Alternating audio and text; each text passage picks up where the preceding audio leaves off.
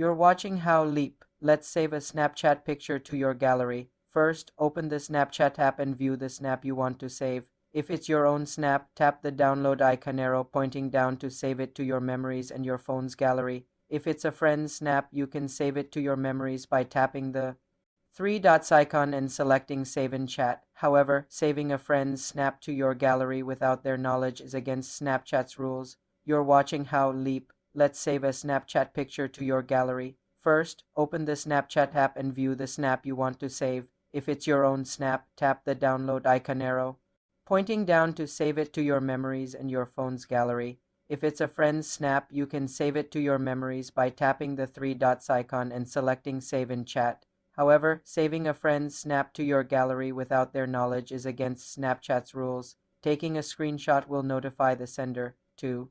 Save a picture from memories to your gallery. Open Memories, select the snap, tap the three dots, and choose Export Snap. For more simple tech tutorials, subscribe to the channel.